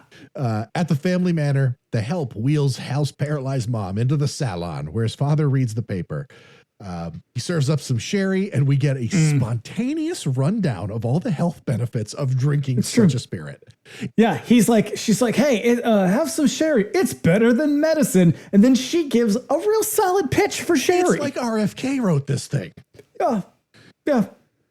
Yeah, you think you could by the way that they fucking talk about this, you think that this shit would cure COVID? I honestly follow it up with a bleach chaser, We swallow the pill with the UV light. a colloidal silver chaser. Yeah, oh man, it is so fucking funny. And then we're also finding out, because again, it's these two people in this scene, just they're not talking to each other so much as they're just talking over one another. And again, it is this hammering pace of just chatter. And it's all about, boy, our investments are really going great. We're making so much fucking money right now. I'm glad we live such a peaceful life. And she's like, I really want to go to Polynesia. Yeah, it's like two people who are not in the same room with each other, let alone talking to one another. The islands are really beautiful. We got really lucky on the stock market. Oh, I think I would love to go to Polynesia. I wonder what our son is doing. What? Who's saying what to who? None of this conversation connects. And so then Hal and his lady friend pull up, and they get there, and he's, oh, the door's open. We never close it. Yep, remember that. It's just like, it's like being with someone who can't control the words that are coming out of their mouth. This is, what is it? Hyperlogia? Oh, yes. Anyways, Dad, drunk on the couch from all that sherry, wakes up and greets them. The help is also just so fucking pleased to see him. There's a lot of screaming and chatter, and then they drink some wine amid the most inane filler chatter you've ever heard. And then in walks the maid with a tray of food. And we gotta stop here because there's a lot happening in this moment. She just whipped this up. So his dad is like, it's not easy to find good wine nowadays, is it, Hal? And my note is, yep, especially in Europe. And then in comes Maria. In comes Maria with this bizarre accent. She sounds a little bit like Edith Bunker. Yep. And she's clearly a Spanish woman. And she comes in and she brings in a tray and announces, it's the best thing we had in the refrigerator. Lobster, champignon, and anchovies. Oh, and tomato and lettuce. Gross. Do you know, this is very much like the French bread, French dressing, and to drink Peru from Better Off Dead. It's that scene from Better Off Dead. And Hal doesn't want any of it. Neither do I. There's a bunch of weird, random shit I found in the refrigerator. It's all really expensive and none of it goes together. Listen, I had some fucking lobster tails just laying around. This champignon, nobody isn't going to eat itself. Champignon, I looked it up. I'd never fucking heard of it. It's like a mushroom dish of some kind. Yeah. Fucking anchovies, and then garnished with some tomato and lettuce. No wonder he goes, but he doesn't just turn it down. He goes, far too rich for me. I guess. All that work for nothing, Maria. Also, they've been there for like 10 minutes. When did she have time to make this? That's why it's all this random shit. You know what it is again, this movie was written. It's almost like at first I was like, this movie was made by fucking crazy people. No, this movie was written by like a fucking 12-year-old. And like, he was like, what kind of food do rich people eat? Like, what would I love? What would I really love? I want a muscle car and ladies' boobs and lobster tails and crocus. This is exactly what it is. Oh God. Yeah. A fucking 12-year-old wrote this. Oh, and this is where my note says his face looks like a Christmas ham. Because he's just getting redder and like leatherier somehow. He's like Alex Jones in hour 3 of an InfoWars broadcast. Yes, that's what he looks like. Oh shit. Oh no. And now. Hal and Lily. The Lily is the woman's name. They play a horrible game of footsie under the table while everybody drones on and on and on about nothing particular. It is a fucking sustained shot, and I swear to God, this goes on for like 10 fucking minutes because both of them have to remove a shoe with just their fucking feet, and then they're all like playing up on each other. And I swear to God, I thought Dad was going to get in on this shit too. I have to wonder in these movies, because this is like a thing that happens in movies in the 80s in particular. If somebody were ever doing that to me, I'd be like, what? What do you want? Do you need to go to the bathroom or something? I can't help you. What? Just say the thing. And it's not like, this is not sexy. This is like someone like kind of weirdly assaulting you in a way that's not violent, but it's definitely unpleasant. Yeah. And speaking of not sexy, oh boy. In another room in the house, Hal and Lily fuck around. And he says, now, I want to say it starts with him saying, you don't know how long I've waited for this moment. I don't know. Can't be more than a couple hours. That's what my fucking note says. Maybe about 2 hours. Can't be any longer. Literally cannot. And then it's all being filmed like through the slats of like a plant stand or like a dressing screen. Like they went to fucking Home Depot and they grabbed like lattice from the outside garden section and just set the camera up on the other. And then he's like, okay, now really squeeze her boobs, because he gets in there and it's like he is trying to fucking pop 2 water balloons. It's like Tune in Tokyo. It's just not, you're like, this is not. Every woman, I have had sex with one woman in my life, and I guarantee you nobody wants this. The way that this, because he is handling tits throughout this entire movie, and it is like he is trying to fucking destroy them with his claw like meaty paws. Oh, his fucking swollen drunk hands. And then you're like, oh, can this scene get any less sexy? Oh my God, yes, it can. This is worse than the fucking sex scene in Mitchell. So he squeezes her boobs savagely, and much to her delight, I might add, and then they undress and slip into a bathtub filled with piss, apparently. Pea soup? What? They get into the tub of pea soup together. Why does the fucking water look this way? I don't know. So if for those of you who've not seen the film, it has this very yellow but also opaqueness to the water. I fucking fathom why it looks like this, unless they cut a scene where he like lavishes her with like perfumes and oils and shit, and then they just cut it up. I fucking doubt it. Why? It has to be something. It has to be some kind of like mineral, or they put something in the water. Now, why they've put it in the water is bewildering. It's so because gross. It is disgusting. It is. You look at that and you're like, I think someone took a shit in that.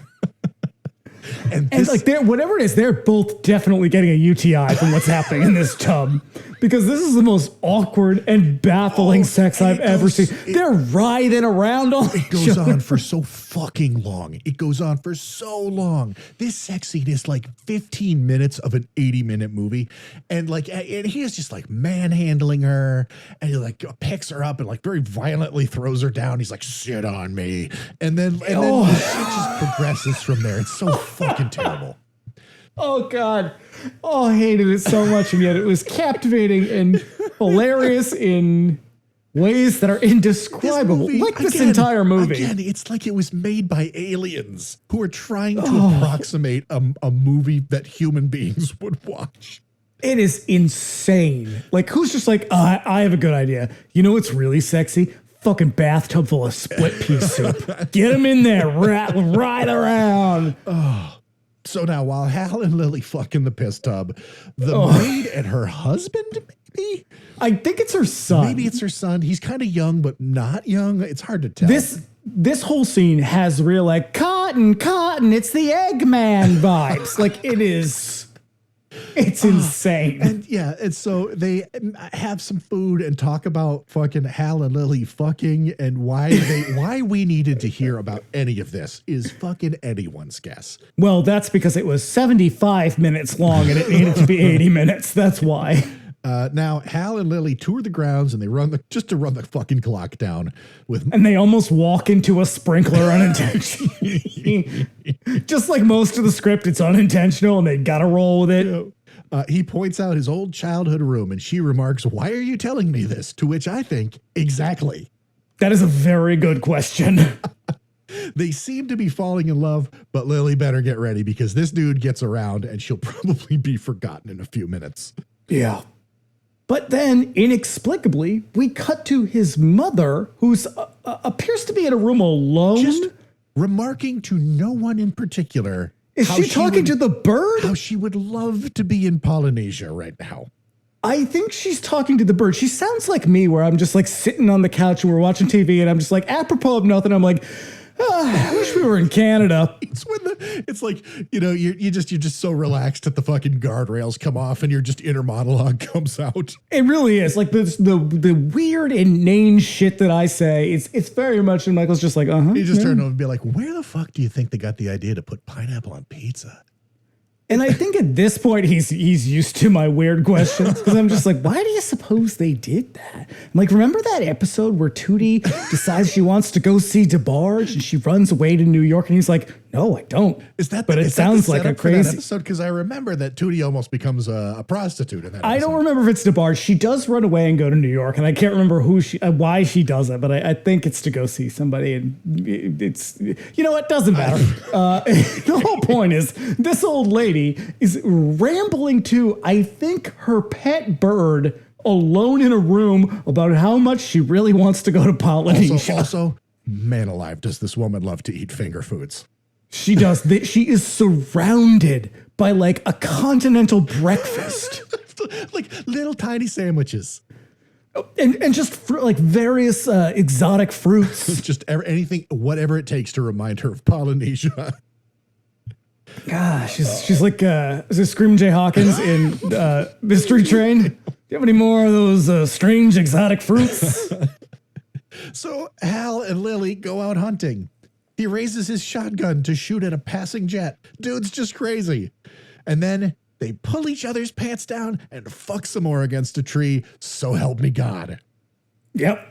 And it is just about as sexy as you're imagining. How the fuck is this still happening? And he is eating her face. It is like his fucking jaw is unhinged in this scene. He is like a snake. Now, I just, God help any woman who actually ends up with this dude.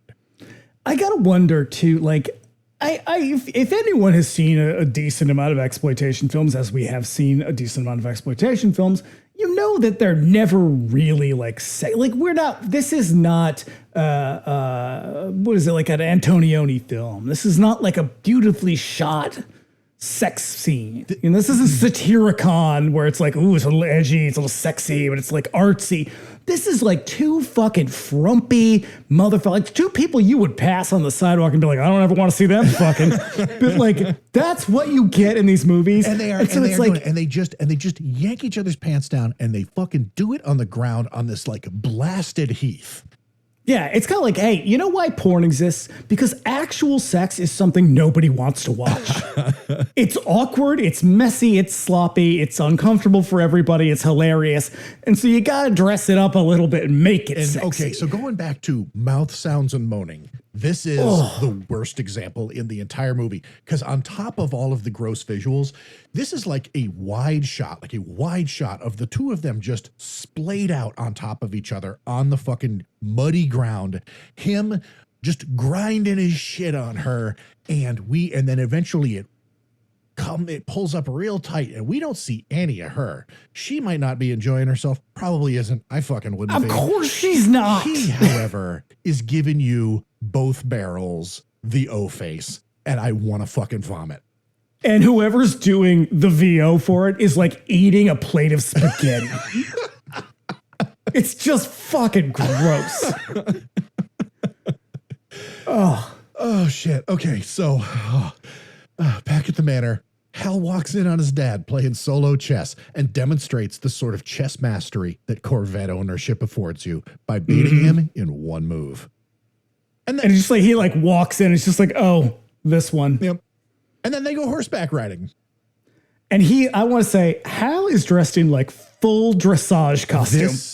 The only thing that's missing is the top hat. He looks like he is out to hunt foxes, or he looks like one of the fucking Beatles on the Sgt. Pepper's album. He's like the guy from the Johnny Walker label. Like he is just full. He's got on one of those. It's like a red army coat with the white fucking jodhpur pants and like black boots. Yeah. And he's got on one of those spats. What are the things that go over the shoes? Spats, yeah, 100%. Yeah, he's got those on too. Like he is really. You didn't have to do this. You're not performing for anybody. No, this is. I swear to God, this setting, this whole like detour, this accounts for like 2/3 of the movie, it feels like. Yeah. Because in case you forgot what this movie is actually about, and honestly, that's pretty easy to do, we cut to a shithole bar where the bikers are just drinking themselves stupid. Stiletto, who might be the new leader, is running around nude. Just full balls out. His hug just happily flapping all over the place. And I gotta wonder, why is he just running around their weird gang hideout / chateau completely nude? I don't. And there's like this other dude who like can't stop touching his ass. Oh yeah, he keeps like booting him and slapping him. It's like, listen, dude, like, hey, look, you want to get up in there? I mean, that's here's cool. the thing. Here's what I know about straight men. They're pretty fucking weird. No offense, but I watch straight men in various social interactions do the weirdest shit to justify touching one another. Like otherwise it would be really gay. Like if you go to a wedding, like, there's a period in everyone's life where like a lot of your friends are going to get married. And it's usually when you're in your 20s, early 30s. And you go and you watch the dudes, like the unmarried dudes, and they'll be drunk and they'll kind of be like slapping each other. Like, wouldn't it be funny if we danced together right now? And it's like, hey, man, you can just hug your friend. Yeah. Yeah. It doesn't mean you want to fuck him. You can just hug him. Be happy. You could touch his shoulder, touch his back. A reassuring pat. You could even just give him a real hard clap on the shoulder and be like, you know what, man? Yeah. I fucking appreciate you. I love you. Yeah. You don't have to stick your tongue in his mouth. That's uncalled for. But like the extent to which straight men will go to have physical contact with another man in a totally non-sexual way, and yet they make it sexual. I know. You know what I'm going to say? The cure to male loneliness. It's just a casual, little physical contact every now and then. Yeah, just kiss a dude. just give it a try. You'll feel better. Just give it a try. You'll feel better. You never know where you end up. Yeah. Turn off Jordan Peterson. Encourage your friends to do the same. Mm-hmm. Get off the dance floor and just say, hey, I'm happy to see you. I'm going to give you a hug. Simple as that. That's good advice, man. Nope. See, this is the fucking life advice that you have to offer people. It's true. It's true. And if you're going to go to Toronto Pride weekend, put some fucking pants on. You can still wear the creepy puppy mask if you want to. Just listen. Just put some pants on and honor everybody's autonomy. Yeah. That's all it takes. That's all. And, drink water. It's hot out there. It's a hot fucking summer. Yeah. Oh, boy. So also, once fucking Estileto puts on his pants, they hop on their shitty little dirt bikes and they hit the road to find Hal's palatial estate. And we cut back to Hal riding the horse with what's her name. And they're like playing like Flight of the Valkyries. And also the two of them are barely holding on to these horses. Like this is just one of those horses could have just bucked and fucking ended somebody's life. Yeah, like we're getting Hal in full dressage costume, barely holding on to this horse while like a bizarre brass band plays in the background. And then it's a hard cut to the Nazis in their like funky Euro trash disco, and one of the guys' dicks is out. It's like, what the fuck am I watching? Yeah. And this is a solid hour into this movie. Yeah. Yeah. So when the bikers pull up, they find the sweet Stingray parked outside. They make plans to bust in. And also, how do they find out where he lives? I don't know. Who gives a shit? Yeah, it definitely doesn't matter. That they ran into somebody. It's a scene that got cut. I don't know why they're cutting scenes from this fucking movie. It's short enough already, but they probably ran into somebody. And he pulls out a whiteboard and he's giving them like a big sketch of how to get there. It's gonna be like, all right, you're gonna come here. There's only one light. There's gonna be a yellow light. It's gonna be blinking. You should stop if you see anybody else coming. But if they don't, you just keep going. And then you're gonna take a left. And you're gonna take another left. It's that. It's like these long ass directions. Yeah. So now the gardener pops up, tells him to fuck off, but they reward him for his troubles by stabbing him in the mouth with his garden shears. Just laughing and laughing all the way. And get ready for this because you're going to hear a lot of laughing. Oh, from here on out. So they let themselves into the manor. They find Hal's mom in her wheelchair. So they shoot the poor maid who planned to fight them off with a wooden spoon, I guess. But you know what? Not Maria. Look, this is capitalism for you right here, folks. The help gets cut down for the sins of the boss. Right there. Yep. In the kitchen. And then they shoot Hal's dad But what they do is he comes into the room and he's like, please, we just want to live in peace. And then they pick him up like a fucking child and place him on that little table next to him. Now, because of everything that's happened, there's just the specter of dick is hanging over this movie in a way that you're like always a little bit afraid that someone's going to take their dick out. And I was like, is that what's going to happen in this moment? And I've seen this movie. I just didn't remember a lot of it, but he doesn't. But it just, there's now the penis has been introduced and it's like, well, you know, it's going to go off in the second. It's fucking Chekhov's penis. This is Chekhov's dick. Chekhov's penis. And so I'm just constantly, I'm like, I know there's more of it, constantly waiting for it. It's going to be uncomfortable every time. Yep. Doesn't happen here. This is just hilarity. No. So then they shoot Hal's dad, who tells them that they just want to live in peace. And then they shoot his mom, who will never see sweet, sweet Polynesia. She won't. And she goes flying backwards in her wheelchair. And I laughed. I cackled when this happened out loud. Like I listen to some podcasts where they talk about movies and they'll always be like, oh my God, I laughed out loud. And I'm like, that doesn't really happen to me. I take it back. It happened like 7 times in this movie. Yeah, and because the scene isn't fucking violent enough, there's also another lady in the house that they just grab and cut open. But first they throw all the shit off the table and I was like, not again. Oh no, I was like, oh, Jesus Christ. Yeah. But they don't. There's no sexual assault here. No, they just take this lady who we've never seen before. She's just there to pad the runtime and the body count. And they do like a kind of a real cheap, shitty, like, you know, in stuff like The Beyond, and like it's real popular in Italian stuff, and to a lesser extent in Spanish stuff, like the gore where like guts spilling out onto the table. Yeah. It's that, but it's real half-hearted. Like no one really knew how to do it, so they just kind of like put a bunch of sheep guts into a plastic bag and put it under her shirt. Yeah, exactly. So now with this lady dead, they celebrate like morons, declaring, they do. We're the kings of the universe. The whole world will admire us. Those skunks. Why? Doesn't matter. Don't ask. Don't fucking ask at this point. And then they leave. Honestly, shouldn't be too hard for Hal to find these guys. Just listen for all the laughing. And hey, if you can't find them, just ask anybody. They know exactly where they live. So now Al and Lily return and they find the corpses and he spares a minute to cry over his mother's body, and kiss her on the lips. Realizing how sad it is that she never got to see Polynesia. And then he picks her up and kisses her gently on the lips. And I swear to God, I thought he was about to devour her face like all the other ladies. Oh, someone's got to take care of that parakeet. Those things live forever. So those bikers are going to fucking get it now. Off he goes, leaving his lady behind, dressed like a fancy boy in his riding gear. And this is where I realized that the movie is really just like 5 little last houses on the left. Yep. What about... Because it's the same story. It just keeps repeating over and over again. This is a fucking just endless spiraling escalation of violence that all began, I might add, with a bunch of bikers going, hey, that car is too fancy for you.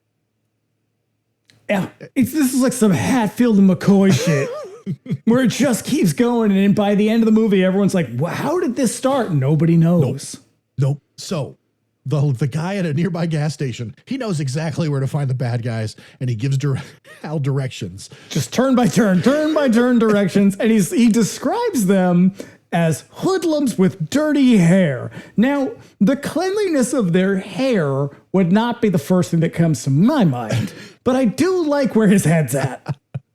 He directs Hal to a bar where the sole patron won't shut up to the bartender lady about how he's number one. He really does. It's a little bit like, this is one of those moments where I'm like, oh, right. This is how women are really treated most of the time. He's this one drunk guy in the bar. And the fucking bartender is this lady who is just ignoring him as he, for fucking ever, is just like, yeah, I'm the best. I'm always the best. I was the best when I was, I was always the best. I get the ladies. I get all the ladies. You probably don't believe me, but I get the ladies. I'm the number one guy. He's like the guy that sits outside the coffee shop on the corner drinking water all day and yammering. He's that guy. Yep.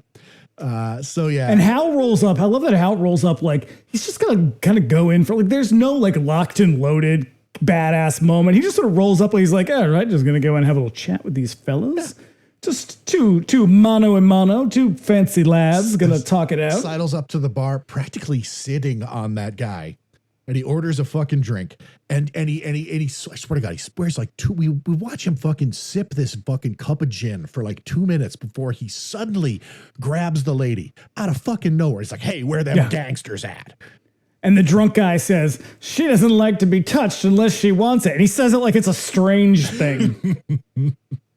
That tells us everything you need to know about this movie and the 80s. Yeah. And so she won't give up the goods. So he awkwardly finishes his drink. We just sit here, one shot, watching a man drink a glass of gin.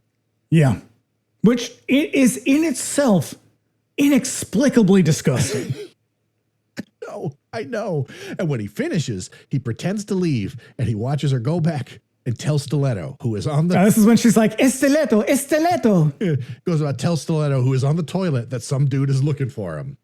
Yep. So now in rushes Hal, and we're treated to a nice, long close-up of Stiletto's dick on the toilet. And it's like, look, if Stiletto were in bed, okay, it would be fine, I guess. If Stiletto were, I don't know, dressing, standing in a closet looking at clothes or something. Like he's taking a shit. It looks like they sourced this toilet from a fucking restroom in a New York subway. It's like the beginning of Train Spotting.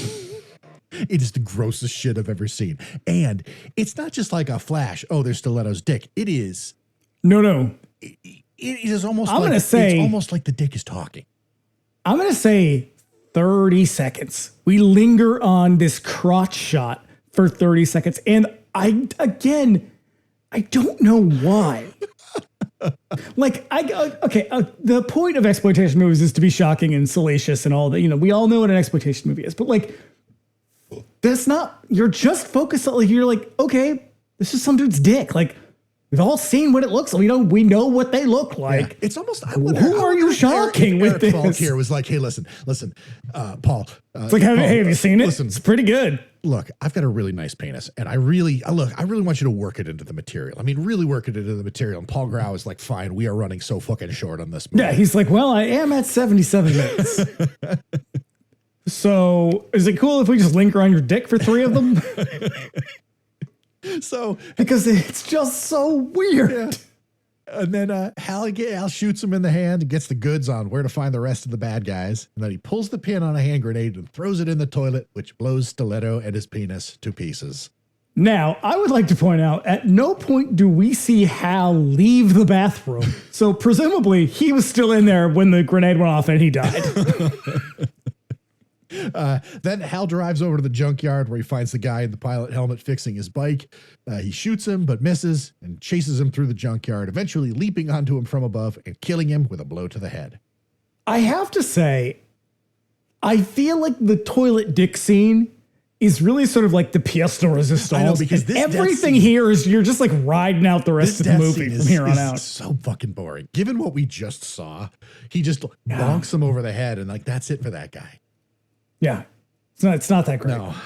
So on his way out, he spots another dude on a bike and chases him in the Stingray, eventually catching up to him, casually shooting the bike, causing it to explode in the crash. But we also get a kind of scene in the middle here where some guy is like, causes a car accident. And so the other guy gets out and he has, for some reason, a folding chair and just starts beating the shit out of the other guy's car. You're just watching 2 people argue after a fender bender. Larry, is this your homework? Is this your homework, Larry? Yeah, it's so weird. It's like there's so much fucking filler in this movie that you're just like, of course this is happening. This is what you find. This is what happens when you find a stranger in the Alps. So elsewhere in the city, the last remaining biker is having a session with a Nazi dominatrix. And listen, this Nazi dominatrix, so the guy looks like Nazi Nigel Tufnell. And she is going to town on him. I don't know if she probably required a little bit of direction because he looks like, well, she may have required it, but she definitely didn't get it. He looks like, he looks like he's in fucking Spinal Tap. Like he plays bass in Spinal Tap. He's got like, would you just pick up on that? Yes, that's not Nigel Tufnell. That's Derek Smalls. I couldn't remember his name. Derek that's Smalls. Why I was, but he's I suppose I could have looked it up. He's wearing like 5 leather harnesses. And he has on the fucking jock strap. He does. He does. He spends a lot of time laughing like a hyena while also squeezing his crotch in slow-mo and like all tight close-up. And then she puts a leather hood on his head and whips him to his delight, chanting, "I loathe you. I loathe you. I loathe you."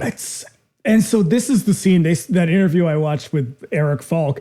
They spend most of the time talking about this particular scene and how implausible it would be that a Hell's Angel biker would go see a dominatrix. It's like, then obviously you don't understand S&M at all. But then they start talking about S&M, and he starts talking about all the German like leather clubs they went to. And he was like, "We had many lady slaves." And I was like, okay, I don't think I need to see the rest of this interview. Okay, yeah. Yeah, he sounds like a total fucking creep. He wanted to take you to a club where people wee on each other. Exactly. He's never drunk Bailey's from Shoe. In walks Hal in some kind of a movie studio where the actual movie's title is plainly visible on a chalkboard behind him. Okay, but it's a movie studio, but like maybe it's like a weird Olive Garden too? The decor in this place is just off the wall. He strolls in. When you hear your family, fucking, he's there for the unlimited fucking breadsticks. It's so bizarre. Yeah. And then we get the one artful shot in the movie where he walks past like a fucking camera on a crane, and it like turns with him as he walks past it. Oh, and it's like, whatever the fucking, whoever this guy, Jose Grau, like just watched Peeping Tom or something like that. It's like, I'm gonna put some, that weird end scene. That's what you're getting. Put some fucking art in this movie. Also, the last remaining biker follows Hal in with a knife. He sneaks up on the Dom scene, and I say this jokingly because the way he trips over every piece of furniture, putting his way between the fucking dominatrix scene and where he's at. But also the knife biker sneaks up on him. He leaps on him from above, and they struggle, but Hal gets the advantage and cuts the dude in the throat with his own knife and stabs him to death with it. Then it's about as anticlimactic as that. Yeah. And then he goes in to find the last guy with his Nazi Dom lady. And she throws something at Hal, and he shoots her, and then he struggles with the dude in the leather hood, shooting him in the head. It's actually kind of a cool death scene. Yeah, it's fine. Yeah. I feel like it's hard to top grenade dong in the toilet, you know? No, they should have saved it for last. So, with everyone dead, he heads back to his apartment to an arch crappy Crocus slow jam. The lyrics to the entire song seem to be celebration, destination. It's the party jam to end all party jams. A true song to signal the end of the hero's journey. Yeah, it's literally, "You're the best around." It's that, but it's like, it's Crocus and it's Swiss. Yeah. And like the hero is won. He has finished all of his enemies, right? He is triumphant, right? Oh, that's what you think. What's this? When Hal arrives, he finds Timu Himmler in his place with Lily. You forgot about him, didn't you? Himmler. Yeah, you forgot about him because that man would absolutely be dead. Himmler has a bomb, and he's going to blow them all to hell. Hal tries to engage him at gunpoint, and you think that because he drives such a sweet car that he'll come out on top. But in case you forgot what movie you were watching, this is Mad Foxes, a movie made by 12-year-old mental patients. Yes. And it ends with Timu Himmler pressing the button and killing them all. I'd say roll credits, but there aren't any. Nope. It just ends. And my last note is, oh my God. Bravo, everyone involved with this movie. On the fucking Watch Party channel, as soon as it was over, it was like, what the fuck did we what just happened? Like, what did we just watch? We were silent throughout the entire movie. And then it was like a group therapy session as we tried to sort of like put it all together and sort of decompress. Yeah. I am now 100% going to order this from Cauldron. I intend to introduce everybody to this movie. And I think everybody should. I bought this movie on a whim. This was a total blind buy from a label I know very little about and that hasn't really put out that much stuff to begin with. This feels very apropos for a Cauldron release. I was just like, I watched this and I was like, I think that is the greatest movie I've ever seen. This is like the first time I saw Story of Ricky, or like when we were trying to come out the other side of Elves. Just like, what is this fucking movie? But I dare say Elves makes more sense than this does. Oh yeah, this movie, Story of Ricky makes more sense than this does. who the good guy in this movie is. Yeah. Why? Because the man that we've been presented with is an abomination. He is a fucking sex abuser. He is a horrible fucking lover. Yeah. Yeah, I can't even summon the respect for such a sweet car. That car is wasted on fucking Jose Gras. I am so pleased with this film, and I am very happy that you also enjoyed it. It is a work of staggering beauty. When I was looking at all of the reviews on Letterboxd of it, like from people I know and from people who had recently placed it, the word that kept coming up in reviews was indefensible. And I love that. This is the most appropriate, definite word I can think of about this movie. It is. It reminds me of, I was listening a long time ago to Ruined when they did Leprechaun on Ruined. and Ruined is one of those shows where like one person loves the horror movies and the other person won't watch them. So she just describes them to her. And she's basically like, this movie is so tasteless. And honestly, the Leprechaun ain't got nothing on this one, where it's like, this is just the most tasteless shit I've ever seen. And I have seen a lot of really grimy movies. Like I have said this in the past in certain episodes. Like I've seen sexploitation movies and I don't like them. I don't get them. I don't really see the appeal of them whatsoever. They tend to be like, they're usually comedies, but their comedy is written by people who have no concept of what comedy is. And so it's a lot of slapsticky bullshit. And this is very similar, where it's a guy who is been around Erwin Dietrich's sexploitation movies. He's managed all of the productions, and so he understands the general flow, the way that they're also. It should be said, those movies are for men entirely. Yeah, like they appeal this to movie a was intended for a male audience and a male audience only. Yeah, like they appeal to a very particular kind of person. Yeah. But this movie has all of those sexploitation movie beats, but it also has all of this just wild violence.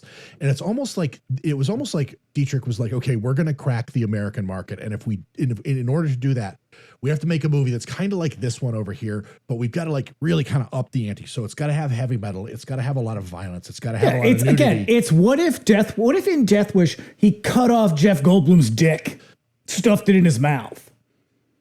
And it's like, that's maybe too much for male audiences in America to watch, because this movie did not get American distribution until like 2015 or something like that. Yeah, it's unreal. It's fucking unreal. And also, for a movie intended for guys, so much dick. That's what I'm wondering. Like, why would you like? Not that I think obviously I don't think there's anything wrong with that, but like, I do think if you were like, I'm going to make a movie for like 15-year-old boys, you know what they're probably not going to be that into? There's so much penis in this movie. It's like Danny McBride wrote it. Yeah, it's just bonkers. I know. I can't get over it. I think if we're going to keep talking, it's going to be mostly just us kind of being like, whoa, right? Whoa. Yeah, it really is. This is a movie that it's like someone who has never seen a movie before had an action film described to them. Right. And then they just set it to a bunch of weird jazz and crocus songs. Oh, fuck. It is such a strange movie. 100% recommend. I would say absolutely buy this movie. It is the craziest bullshit. I would say wait for the edibles to fully take hold, because this movie will be over by the time they're really on you. So I will admit I was very high the first time I watched this movie. It was probably why I loved it so much the first time around, but I was not high this time, and I loved it just as much. You booted, I can't remember what you booted off the list, because you got this and you watched it and you were like, oh shit, we're doing this. And you kicked something off. And that happens to me a lot. And sometimes I regret it. Not this time. But not this time. Holy shit, you guys. Mad foxes. There's no foxes in this movie. They're not mad. But there's a lot. This movie is a lot. It's more than you want of every particular thing. And none of it is very good. Nope. It's all terrible. Oh shit. All right. Yeah. So with that out of the way, where are we off to next? Well, we're going to class up the joint a little bit. Not really that much, though. Bring Me the Axe returns in 1 week with one of my favorite Cronenberg movies, 1977's Rabid. Very sexy film as well. But surprisingly more tasteless than this. And rumor has it, if all goes according to plan, we have a very exciting guest for I'm that. very excited about this one. I am as well. And in 2 weeks, 99 Cent Rental will be back with what is probably Abel Ferrara's least grimy film, Yeah, King of New York. King of New York. I fucking love it. We're gonna do some walk-in impressions. I've never seen it. It's so good. Oh shit. I've seen a lot of his movies. I've never seen that That's one. a really good one, man. I'm really excited about that. That was another one that was very similar where I watched it recently. It was like, oh shit, we're doing King of New York on this. So yeah. There you have it. Listen, take our fucking word for it. Mad Foxes. You will not You will regret not it. regret it. You will not regret it. Mad Foxes. So be back here in a week for more Cronenberg with Rabid, and in 2 for King of New York.